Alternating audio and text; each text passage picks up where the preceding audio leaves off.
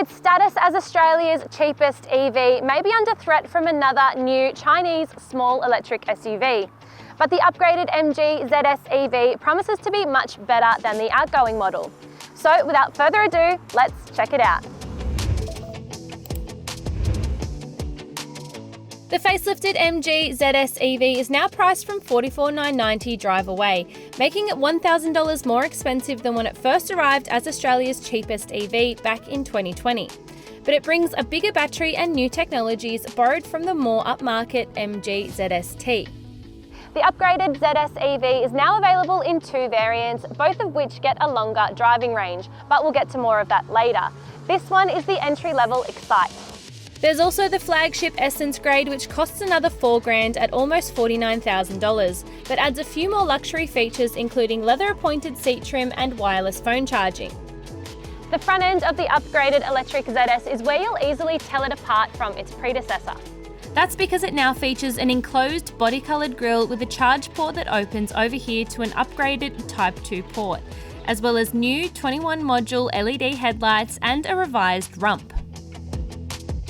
No matter which variant you choose, every 2022 MG ZS EV comes with the same front-mounted 130 kilowatt electric motor, which is now paired to an even larger 50.3 kilowatt hour battery.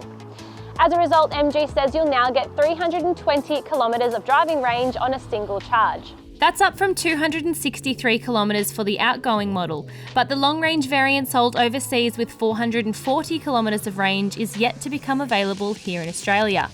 Strangely, peak torque drops from 353 Nm down to 280 Nm for this updated model, which MG says improves responsiveness and drivability since power is available over a wider range. At 1,570 kilos, it's also about 40 kilos heavier than before, but despite that, MG says acceleration times remain the same. That said, this EV is claimed to hit triple digits in 8.2 seconds. So it's not exactly a performance SUV. As for charging, the larger battery takes longer to fill than before, requiring around 33 hours for a full charge if you're using a standard domestic power outlet at home.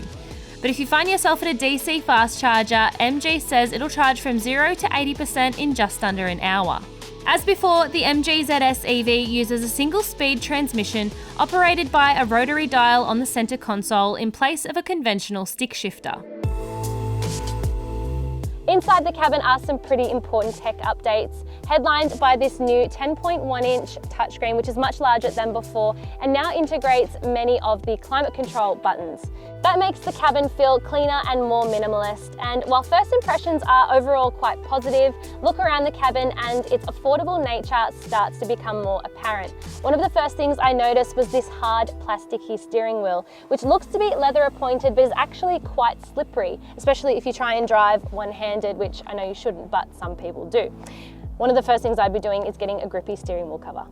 The cloth trim in this Excite grade feels okay, but there isn't much in the way of cushioning and the seats feel rather firm, but still supportive. Meanwhile, electric power doesn't extend the whole way through the ZS EV Excite, where seat adjustment is manual and the steering wheel is tilt but not reach adjustable, so those with shorter limbs will have to sit closer to the wheel. Storage space in the electric ZS is decent for a small SUV. There's a lidded centre compartment along with 2 cup holders and a storage tray up front, while every door gets decent-sized pockets and a drink holder. Even though the new central touchscreen is bigger and better than before, it's still evidence that MG hasn't quite nailed it in the tech department. It's slow and not overly intuitive to respond, but we reckon the graphics and resolution are a little better than before. We like the fact Apple CarPlay takes up the entire display. However, we found the unit to lag on a few occasions, and Bluetooth dropped out several times too. But even the cheaper Excite gets most of the tech features you'd expect of any new car. A major improvement though is this new fully digital driver's instrument cluster, which replaces the old ZS EV's old school dials and gauges. There isn't much in the way of customization, but you can toggle through a few different options and get all the information you need in a clear, easy to read display. A 360-degree camera gives a good view of what's happening around the car, but as we've noticed on other MG models, the camera quality is subpar at best, and there are only 2 parking sensors on the rear. Meanwhile, the MG Pilot Safety Suite takes care of most of the important stuff, including auto emergency braking with pedestrian detection. However, you'll need to go for the pricier Essence if you want blind spot monitoring or rear cross traffic alert. Big rear door frames make getting in and out of the rear seat a cinch.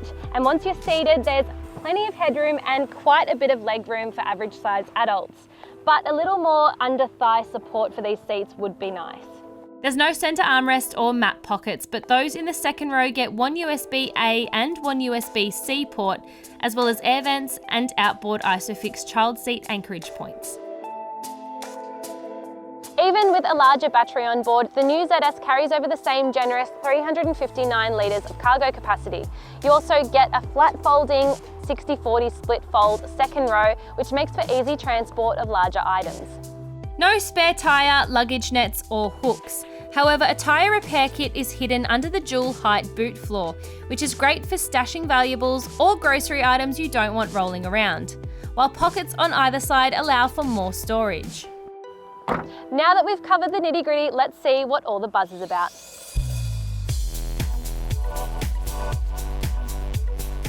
First impressions of the upgraded MG ZS EV are pretty good. It feels sporty with firmer steering than you might expect from a small SUV. And the brakes feel quite solid too, but that's the case with most EVs. But it also feels more athletic than you might be prepared for. Plant your foot on the go pedal and you'll be pleasantly surprised.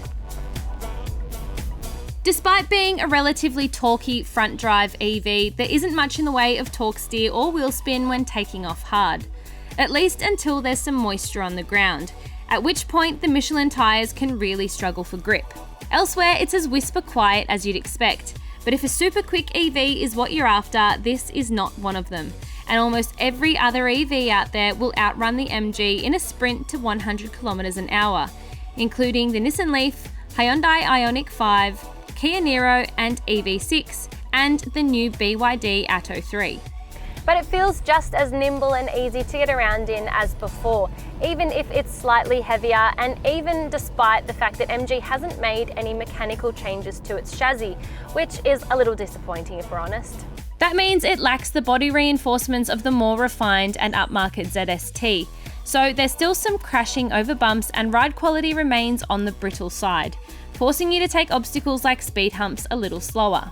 Get out on the highway, and while the ride is smooth on carryover 17-inch wheels, it's also where we notice lots of wind noise filtering into the cabin at higher speeds. There's plenty of other noises once you're on the move too, with no shortage of warning chimes and one of the loudest indicator signals on the market. There's also a fair bit of powertrain customization available, including 3 drive modes, Eco, Normal and Sport, all of which will slightly alter your overall driving range. So if you're driving around in Sport where the throttle's a little bit touchier and it feels a little bit quicker and more fun to drive, you'll eat up more of your range, so you probably won't achieve the full 320 kilometers of range that MG promises. That's only if you're driving around on Eco mode. You also get 3 stages of regenerative braking, which you can toggle through on a little button on the center console, but even in its most potent setting, which is level 3, you still don't get genuine one-pedal driving. It still rolls around a fair bit and you'll have to use the brake pedal most of the time. The battery in our tester was on 99% charge when we picked it up, and after driving 237 kilometres with no air conditioning and mostly in the city and suburbs, we were left with an estimated range of 60 kilometres. Meaning you should expect to achieve closer to 290 k's off a full charge, but that will come down to how you drive. The seating position feels like it's on the higher side of things, but it just makes for even better vision out of what already feels like a pretty airy and open cabin. The window tint is a little dark, but I mean that's great for hot summer days, and there is a little bit of a blind spot out of those chunky C-pillars at the rear, but overall it's pretty easy to drive. One thing I did notice as well is that the cruise control stalk is in a really awkward position, so until you get used to it, it's a bit difficult to navigate. Once you've spent a bit of time in it, the 2022 MG ZS EV is really easy to live with and will provide pretty close to its promised 320 kilometres of range, as long as you keep it in eco mode and do plenty of stop-start city-style driving. Like all MGs, the revised ZS boasts a 7-year unlimited kilometre warranty for both the vehicle and battery, and service intervals are a generous 2 years or 20,000 kilometres. There are still some key areas that MG needs to improve on before it can go competitively up against the likes of Tesla or even Hyundai, Kia and Nissan in the EV arena. But the upgraded MG ZS EV is much better than before, particularly in terms of technology and driving range, which not only justifies its price hike, but should keep it competitive with newcomers.